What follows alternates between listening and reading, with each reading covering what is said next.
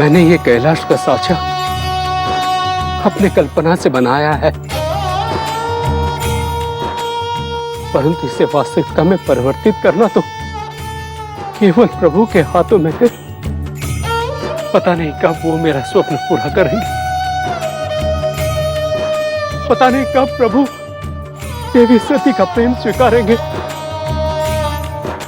पता नहीं कब स्वयं प्रभु अपने भावनाओं का स्वीकार करेंगे, पता नहीं कब।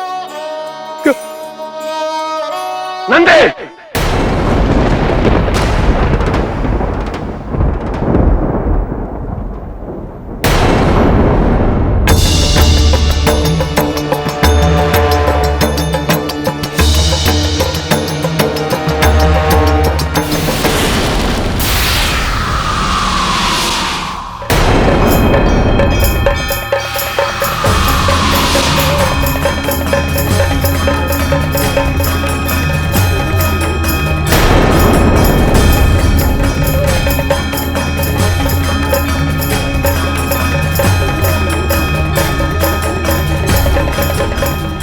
कैलाश है नंदी, यहां ऐसी कल्पनाओं का कोई स्थान नहीं है।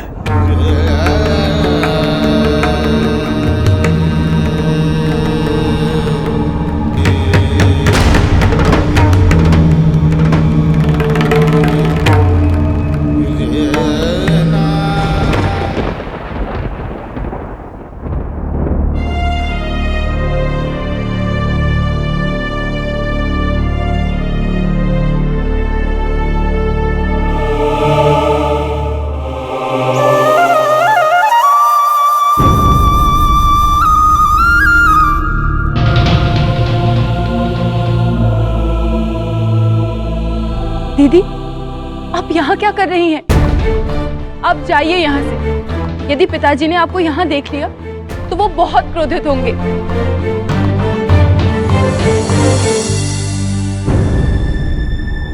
रेवती दीदी,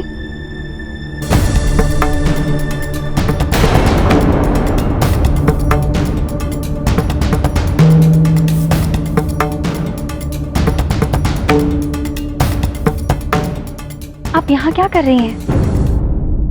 हमारे प्रस्थान का समय हो रहा है। चंद्रलोक जाने की तैयारी भी तो करनी है। मैं और चंद्रमा तो तैयार हैं। तो तुम्हें और चंद्रमा को रोका किसने? जाओ। ऐसे भी मेरा ना तो चंद्रलोक में कोई कार्य है और ना ही चंद्रमा के जीवन में। किस बात को लेके इतना दुखी हो रही हैं आप? इस बात को लेके कि चंद्रमा मुझसे इतना प्रेम करते हैं? यदि आपको ऐसा लगता है कि आपके साथ अन्याय हो रहा है तो चलिए चलिए और कह दीजिए पिताजी से। नहीं नहीं, इस संदर्भ में पिताजी से कुछ भी कहना उचित नहीं होगा। क्यों नहीं? यदि इनको यही सत्य लगता है तो क्यों नहीं पिताजी को इस सत्य से अवगत करवा दें?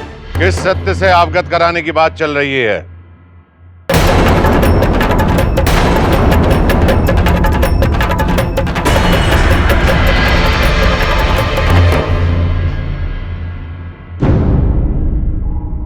रेवती, तुम अभी तक तैयार नहीं हुई?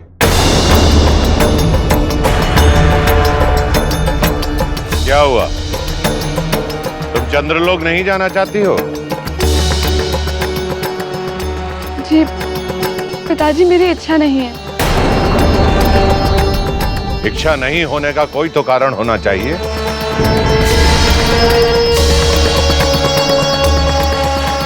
या फिर तुम भी इसी की तरह पिताद्रोही बन गई हो? इसमें दोष सती का नहीं पिताजी, दोष उनका है जिन्होंने मुझसे विवाह किया, जिन्होंने विधिवत मुझे अपनी पत्नी तो बना लिया, किंतु मेरे हर प्रयत्न के बाद भी वो मुझे पत्नी का स्थान न दे सके।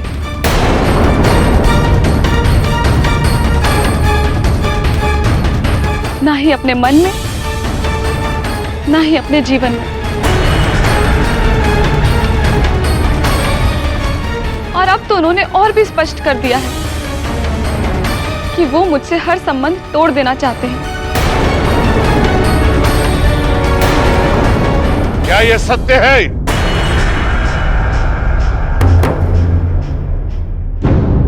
ये सत्य है।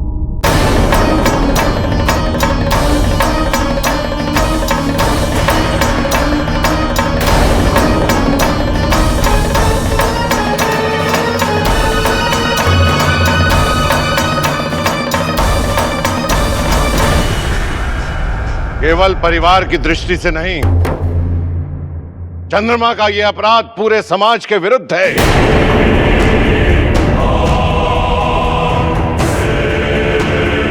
इसलिए कोई भी निर्णय परिवार के समक्ष नहीं लिया जाना चाहिए, बड़ी सभा में किया जाना चाहिए।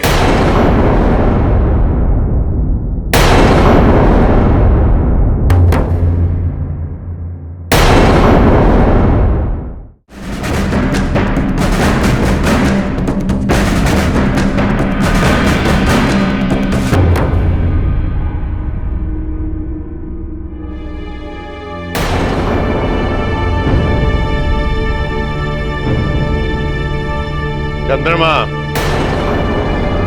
तुमने रेवती को पत्नी का अधिकार ना देकर अपने उत्तरदायित्व और विवाह की मर्यादा का उल्लंघन किया।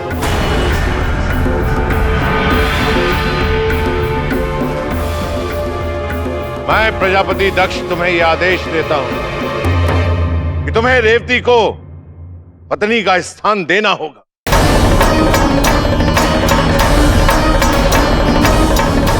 और रेवती से प्रेम भी करना होगा।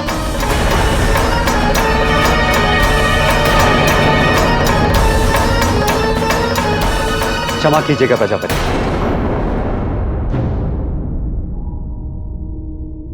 यह संसार भले ही आपके आदेश का अधीन होगा, किंतु प्रेम नहीं। यदि होता तो सती के मन से आप शिव को निकाल पाने में अवश्य सफल होते।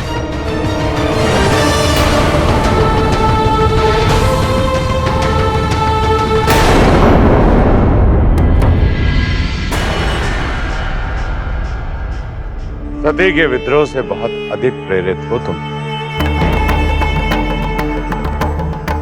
अन्यथा प्रजापति दक्ष के समक्ष इस तरह का तर्क करने का साहस नहीं करता। इससे पहले कि विद्रोह की अग्नि पूरे समाज में फैल जाए, मैं अभी और इसी समय इसका अंत कर दूं। मैं तुम्हें ऐसा दंड दूंगा, यदि किसी के मन में विद्रोह का विचार भी आए तो परिणाम सोचकर कांप उठे।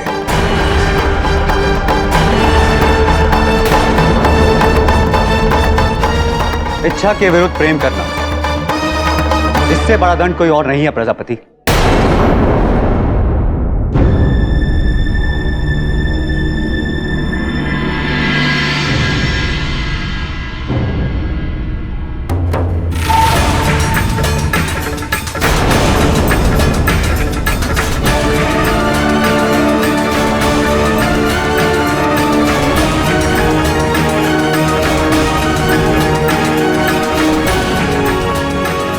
प्रजापति, एक बार विचार कर लीजिए। प्रजापति, मैं चंद्रमा को समझाऊंगा, आप कृपया एक बार विचार तो कीजिए।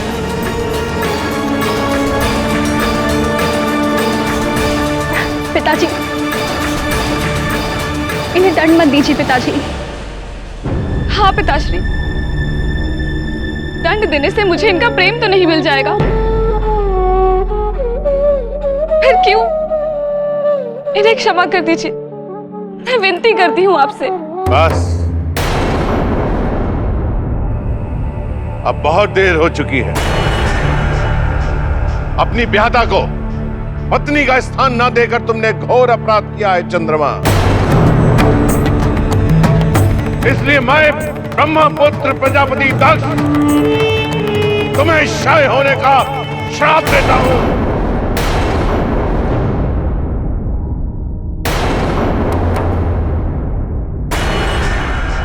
पिताश्री!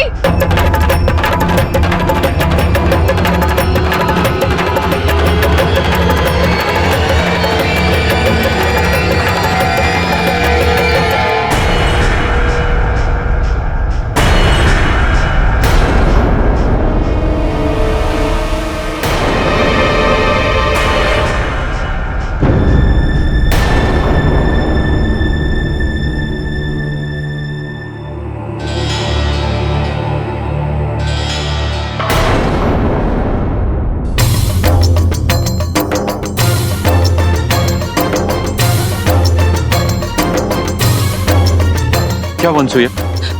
कुछ हुआ है, कुछ हुआ है स्वामी।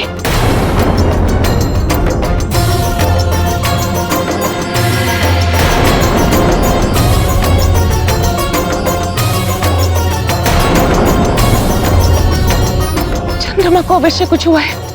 मुझे लगता है किसी भारी संकट में है वो।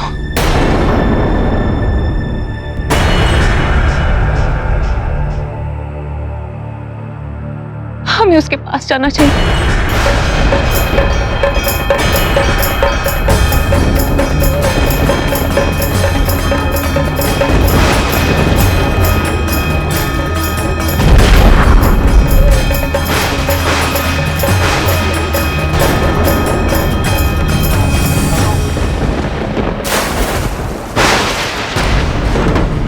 नारायण नारायण नारायण नारायण।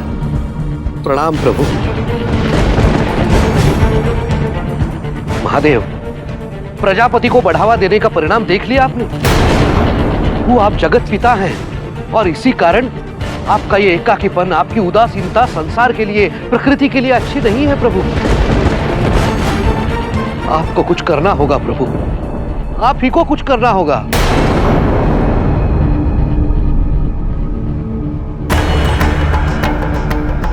महादेव, महामंडल की सभा में आपका अपमान किया गया, श्राप देकर आपकी पूजा अर्चना का अधिकार छीन लिया गया, सती और आपके बीच दक्ष रेखा खींची गई, किंतु आपने कुछ नहीं किया प्रभु, आपने कुछ नहीं किया। क्षमा करें प्रभु, परंतु आपके इस मौन का ही परिणाम है दक्ष का अहंकार। यदि उसे रोका नहीं गया तो संसार का विनाश निश्चित है प्रभु। कुछ कीजिए प्रभु, कुछ कीजिए। चंद्रमा को क्षय होने का श्राप देना यह भी इसी श्रृंखला की एक कड़ी है प्रभु। चंद्रमा के अभाव से तो सृष्टि का संतुलन नष्ट हो जाएगा। महादेव, आप ही को कुछ करना होगा, कुछ कीजिए प्रभु, कुछ कीजिए।